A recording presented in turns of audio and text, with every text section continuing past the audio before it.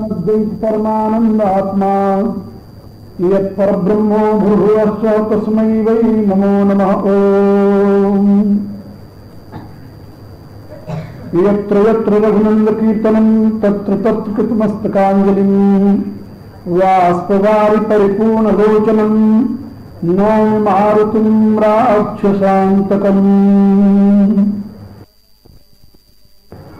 करुणानिधान भगवान श्री राम की करुणा आप सभी के लिए सदैव कल्याण का सृजन करती रहे, यह मेरी आंतरिक शुभकामना।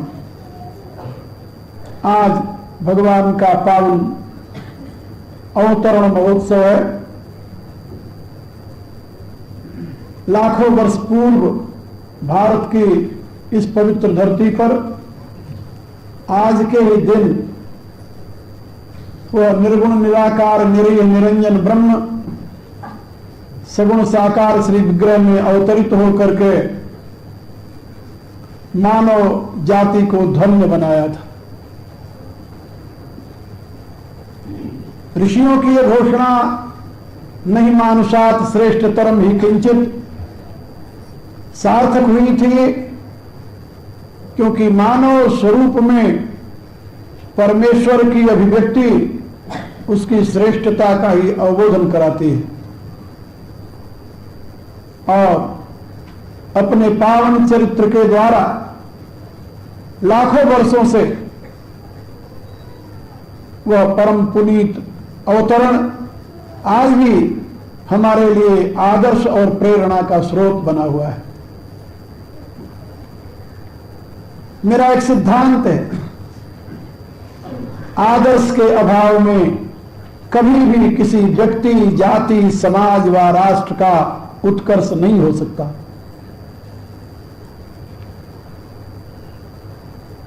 हमारे लिए, हम जीवों के लिए यदि कोई आदर्श हो सकता है तो कोई जीव नहीं हो सकता, क्योंकि जीव लघुता का पर्याय होता है। लघुता हमारी मांग नहीं है, इसलिए वो हमारे लिए आदर्श नहीं हो सकती। हमारी आंतरिक मांग विभुता है, और विभुता जो है वह जीव में नहीं ईश्वर में ही प्रतिष्ठित हुआ करती है। इसलिए मानव के लिए यदि कोई आदर्श है तो वह ईश्वर है। और ईश्वरत्व की दृष्टि से हमारा आदर्श नहीं बन पाता। क्यों नहीं बन पाता? कि वह हमारे पकड़ में नहीं आता। उसकी व्यापकता, उसकी अनंतता, उसकी विभुता हमारे सीमित चित्त के पकड़ में आने वाली नहीं होती। इसलिए हमारे लिए आदर्श होते हुए भी वह हमें अपनी तरफ आकर्षित नहीं कर पाता। हम उसकी तरफ बढ़ने की हिम्मत नहीं संजो पाते। इसलिए जब वही विभु यमे वैश्व वृणुते ते लभ्य, वेद के इस वाक्य के अनुसार जब स्वयं को तस्यै से आत्मा विवृणुते तनुं स्वाम, जब वह स्वयं को निराकार से निराकार में अभिव्यक्त कर देता है तो हमारे लिए पूर्ण आदर्श बन जाता है। और उसके द्वारा किए गए पावन चरित्र हमारे लिए प्रगति की प्रेरणा के स्रोत बन जाते हैं। सौभाग्य से हम आप इतने भाग्यशाली हैं कि यह भरतखंड समीप सुरसर थल भलो संगति भली, गोस्वामी जी के शब्दों में इस भरतखंड की परम पुनीत धरती के वात्सल्य का भाजन बने और यहां की पावन संस्कृति, यहां की पावन सभ्यता, यहां का पवित्र भाव, पवित्र धर्म और विशेष करके महत्वपूर्ण विवेक युक्त दार्शनिक दृष्टिकोण के हम उत्तराधिकारी बने हैं। और इसके साथ ही हम जिन आंसुओं की कल्पना करते हैं, उनकी साकार मूर्ति भगवान श्री राम, भगवान श्री कृष्ण आदि पूर्णावतारों के उपासक भी बने हैं। आज का दिन हमारे लिए सौभाग्य का दिन है और साथ ही एक नई चेतना, नई प्रेरणा, नया उत्साह प्राप्त करने का दिन है। मेरी राय है कि यदि भारतीय साहित्य से भगवान श्री राम और भगवान श्री कृष्ण का जीवन चरित्र निकाल दिया जाए तो आदर्श के नाम पर हमारे पास कुछ नहीं मिलेगा। इसमें कोई संदेह नहीं। वेद का विज्ञान, उपनिषदों का ब्रह्म ज्ञान अपने आप में अलौकिक और अद्भुत है, लेकिन वह अलौकिक और अद्भुत ज्ञान हमारे जीवन में प्रेरणा का स्रोत नहीं बन पाता। क्यों नहीं बन पाता? इसलिए कि हमारे लिए वो आदर्श प्रस्तुत नहीं कर पाता। जिन अज्ञात आदर्शों की प्रतिष्ठा ब्रह्म के रूप में और इंद्र के रूप में उपनिषद और वेद करते हैं, वह हमारी पहुंच से बहुत दूर है, बहुत दूर है। ब्रह्म की विभुता और इंद्र की महत्ता, ये दोनों हमारी पहुंच से बहुत दूर है। इसलिए हमारे लिए आदर्श नहीं बन पाते। हमारे लिए आदर्श बनते हैं उस परमेश्वर निराकार निरीह निरंजन ब्रह्म के पूर्णावतार। ये पूर्णावतार क्या है, इसको भी समझिए। परमात्मा की त्रिविध शक्तियां हैं वेद में वर्णित, सत्तात्मक, चिदात्मक और रसात्मक त्रिविध शक्ति। जहां पर जीव में ये तीनों ही अंश रूप से अभिव्यक्त होती हैं, अंश रूप से, वहीं पर अवतारी पुरुषों में ये असीम रूप से प्रकट होते हैं। उनकी शक्ति की क्षमता, उनके ज्ञान की समता और उनके प्रेम की अनंतता सामान्य जीव में देखने को नहीं मिलती। जहां पर हमारे यहां अवतार की परिकल्पना की गई है, उसमें मुख्यतः 7 भेद हैं, 7 भेद। पहले नित्यावतार और निमित्तावतार, ये 2 मुख्य हैं। फिर इसमें पूर्णावतार और अंशावतार, फिर उसमें आदेशावतार और प्रवेशावतार, और फिर आखिर में 7वां अवतार है अर्चावतार। ये 7 भेदों में अवतार की व्याख्या, विश्लेषण हमारे प्राचीन ग्रंथों में उपलब्ध होता है। परमेश्वर एक है, नित्य है, शाश्वत है, इसमें कोई संदेह नहीं। जैसे दुनिया में कोई इतना बड़ा बल्ब नहीं बनाया जा सकता जिसमें सारे की सारी विद्युत शक्ति का प्रकाश प्रकट हो जाए, बात समझे? इसी रूप से प्रकृति का कोई इतना विशाल चित्त नहीं बन सकता जिसमें से उस परम चेतन की पूर्ण सत्ता प्रकट हो जाए। असंभव, असंभव। किंतु वैदिक विज्ञान के ज्ञाता जानते हैं कि ये जो सूर्य मंडल प्रकाशित हो रहा है, सूर्य मंडल, ये क्या है? ये अग्नि का ढेर। और सूर्य मंडल में अब तो वैज्ञानिकों ने यहां तक खोज करके बताया है कि 35 मील ऊंची लपटें निकलती हैं इसमें से, अग्नि की लपटें। और ये अग्नि की लपटें जो इसमें से निकलती हैं, वो अग्नि कहां से प्रज्वलित होती है? इसका मूल स्रोत क्या है? कहा सोम। सोम और अग्नि, ये 2 तत्व हैं वैदिक विज्ञान में जिससे इस जगत की अभिव्यक्ति होती है। अग्नि सोमात्मकम जगत। सोम है जो इस स्पेस में भरा हुआ है, उसको आप ऑक्सीजन कह दीजिए थोड़ी देर के लिए, जिससे आपका जीवन मिल रहा है। और अग्नि तत्व है जो ऑक्सीजन को आत्मसात करके आपके जीवन में हीट पैदा करता है, हीट, टेम्परेचर, जिससे आप जीवित हो इसका पता चलता है।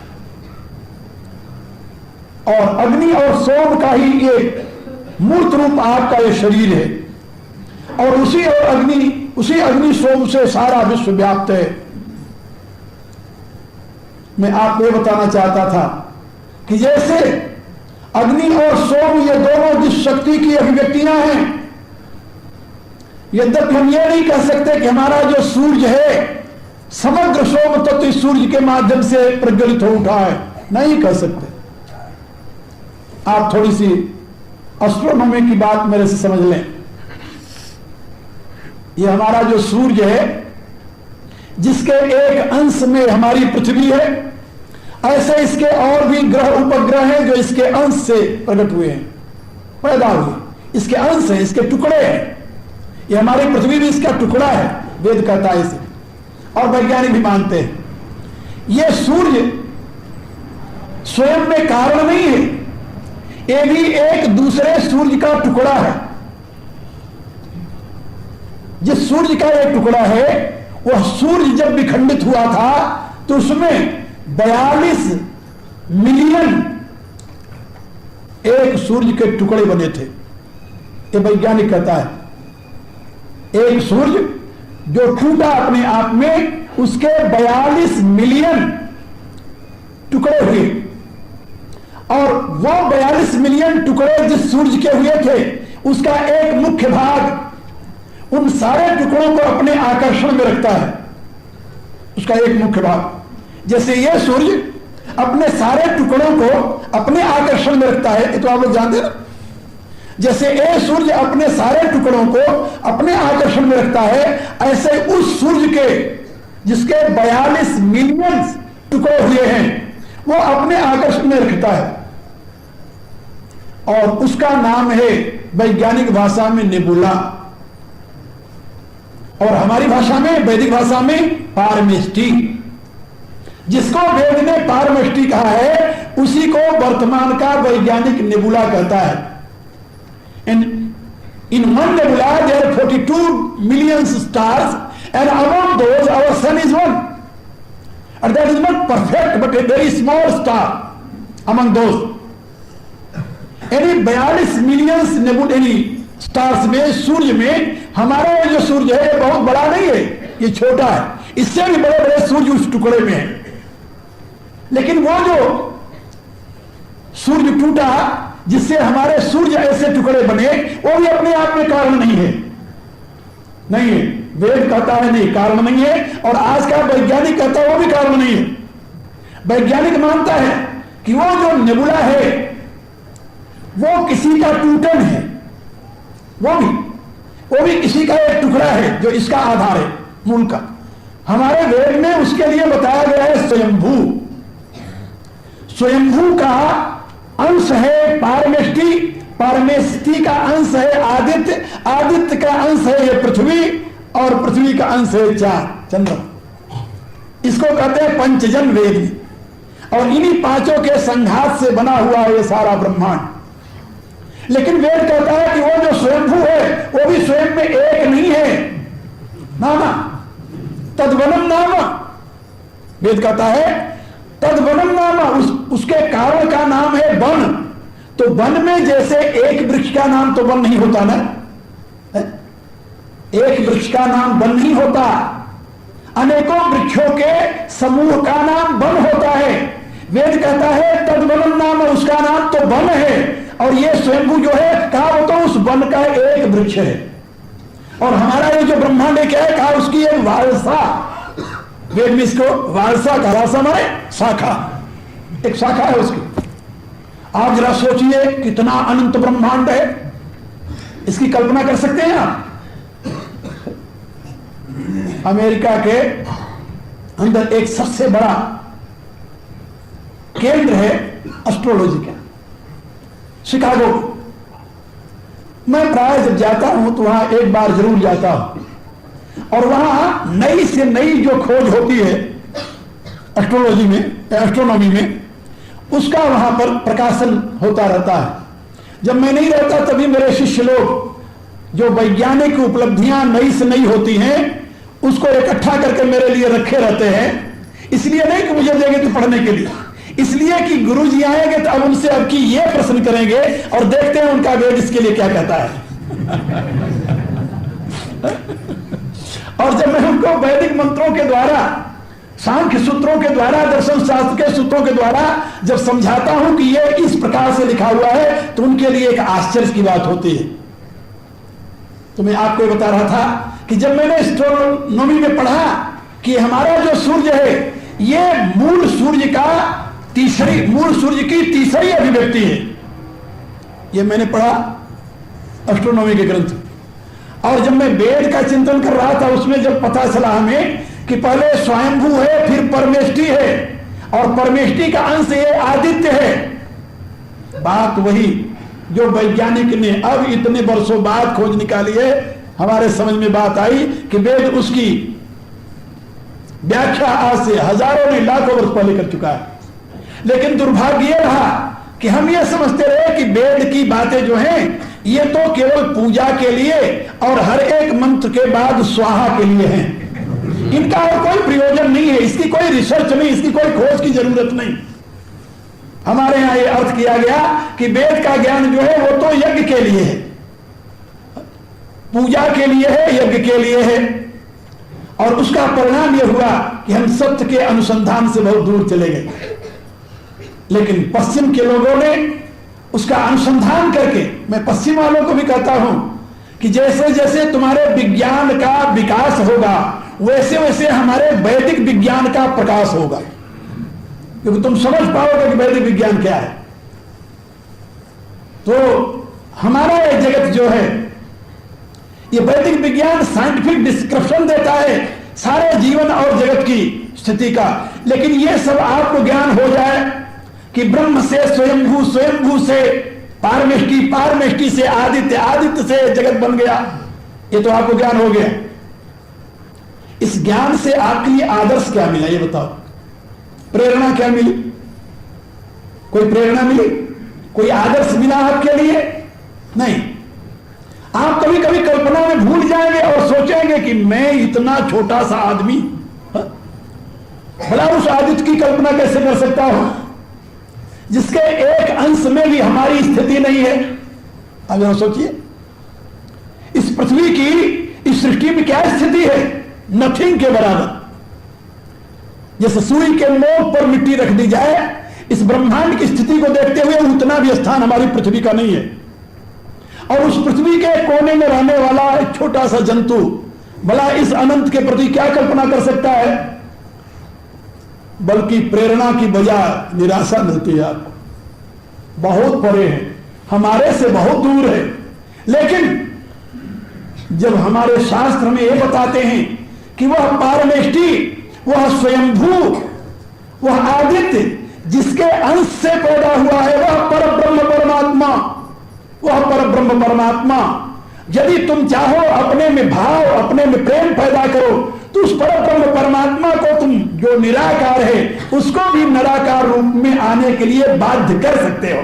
तुम्हारे में इतनी सामर्थ्य है, ये पोटेंशियलिटी है।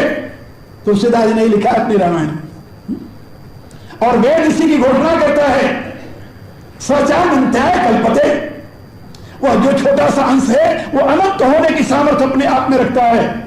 और तुलसीदास की रामायण यहां से प्रारंभ होती है कि अगुण अखंड अनंत अनादि जहि चिंतई परमार्थवादी नेति नेति जहि वेद निरूपा निजानंद निरूपाधि अनूपा शंभु बिरंचि विष्णु भगवान उपजई जासु अंशते नाना, जिसकी अभी मैंने व्याख्या की,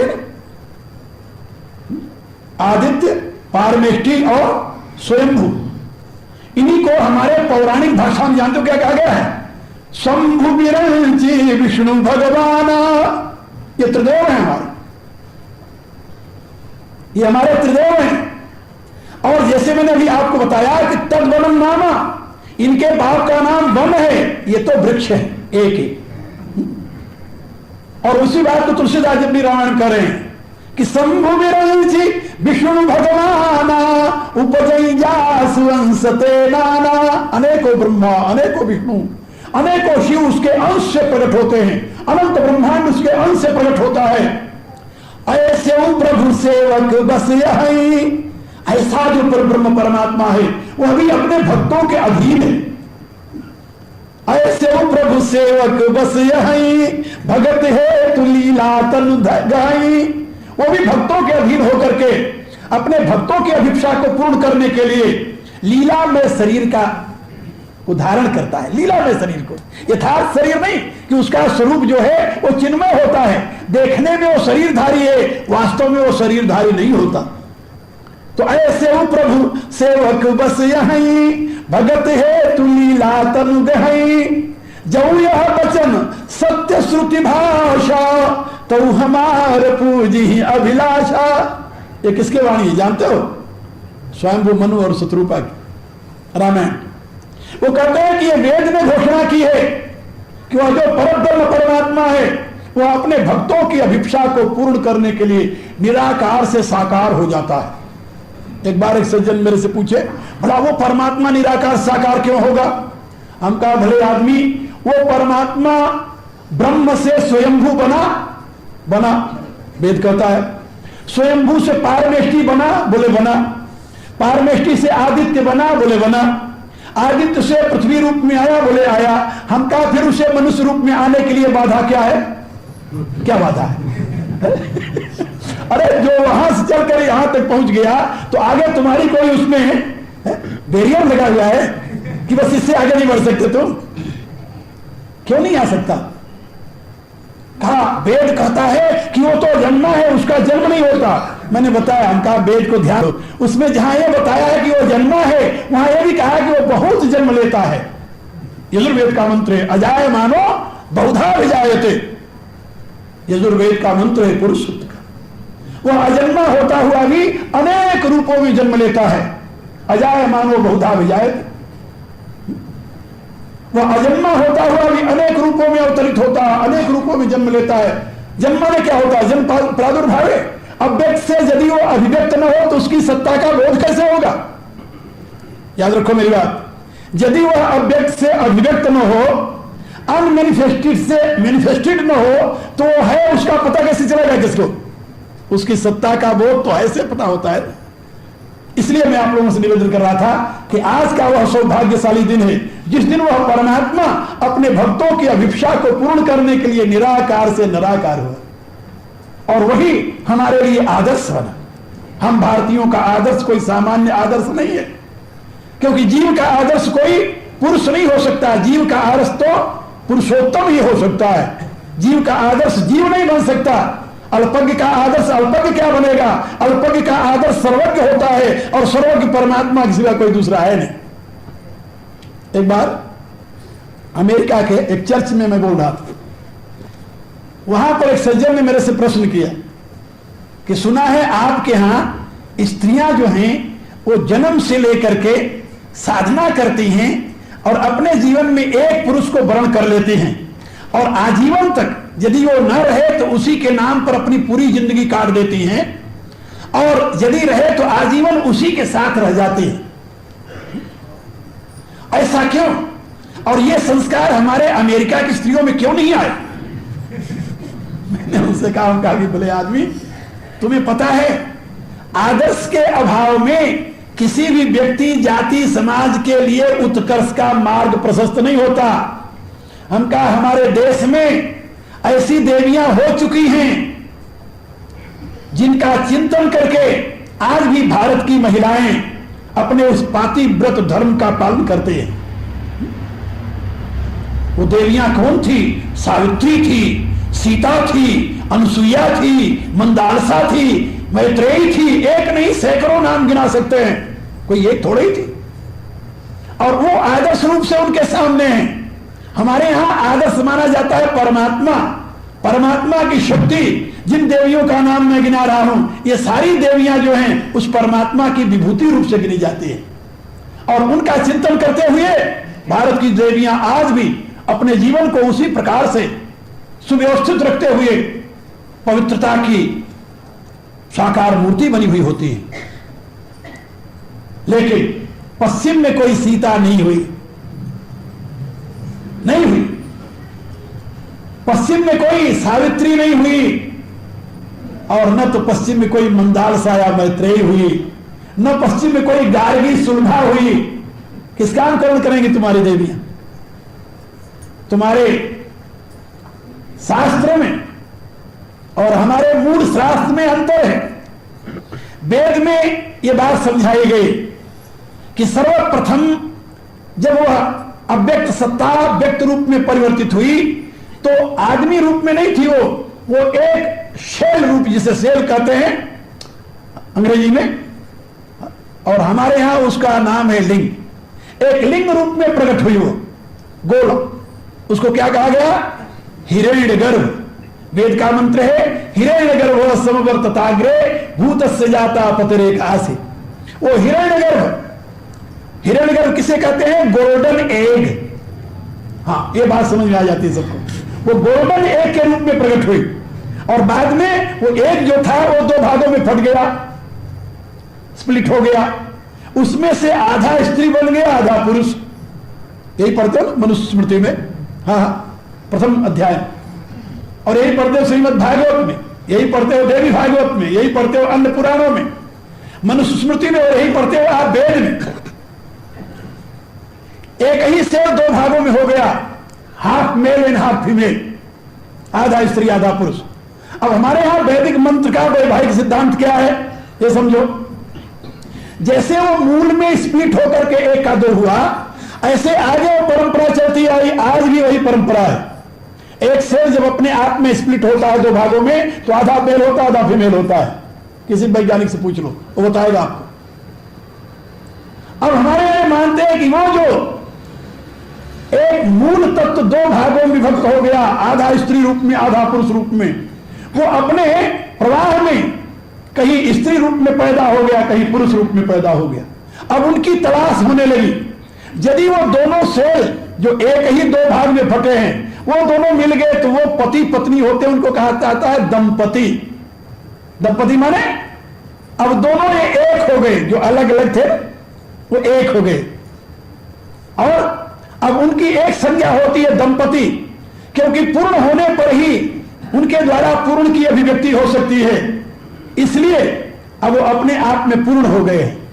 और जो एक सेल दो भागों में विभक्त हो गए थे, अब वो मिल गए, उनके बिछुड़ने का तो प्रश्न ही नहीं पैदा होता। इसलिए हमारे यहां भारतीय दर्शन में, धर्म में तिलाक की व्यवस्था नहीं थी। अब आप लोग कैसे जानते हो कि जो सेल बिछुड़ा था वही मिला है? ये भी एक बात है।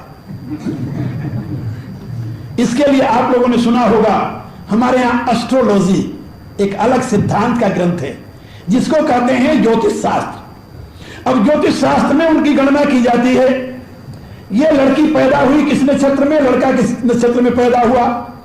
अब उनके अनुसार उनकी कुंडली लेकर मिलाते हैं, जान कुंडली मिलाते हैं, और यदि उनके परफेक्ट गुण मिल जाएं, अरे 32 में से 30 मिल जाए, 28 मिल जाए, वेरी नियर, तो कहते हैं कि हाँ बिल्कुल वही जोड़ा है। और यहां हम कहा तुम्हारे यहां कुंडली नहीं मिलाते, तुम्हारे यहां तो हाथ मिलाते और आंख मिलाते। जो आंख के मिलने से और हाथ के मिलने से संबंध होता है, वो कितने दिन तक चलेगा? आज हाथ यहां मिल रहा है, कल हाथ वहां मिल जाएगा। आज आंख यहां मिल रही, कल आंख वहां मिल जाएगी। जीवन की साधना, हजारों वर्षों की साधना के परिणाम में भारत का यह सांस्कृतिक समाज प्रतिष्ठित हुआ है। इसके पीछे पूर्ण वैज्ञानिक शोध है, वैज्ञानिक व्यवस्था है। लेकिन दुर्भाग्य से हम धीरे धीरे उससे अपरिचित होते जा रहे हैं, उससे दूर होते जा रहे हैं। लेकिन घबराने वाली बात नहीं है। पश्चिम के लोग अब हमारे साथ होकर के एक आदर्श की तलाश कर रहे हैं। और आपको अपने पर नहीं तो उनको देख करके तो आज नहीं तो कल तो शर्म आएगी, इसमें कोई संदेह नहीं है। और जब आप अपने आप में ये अनुभव करेंगे कि हमारी धरोहर बड़ी वैज्ञानिक है, तो स्वतः आपकी उसके प्रति आस्था हो।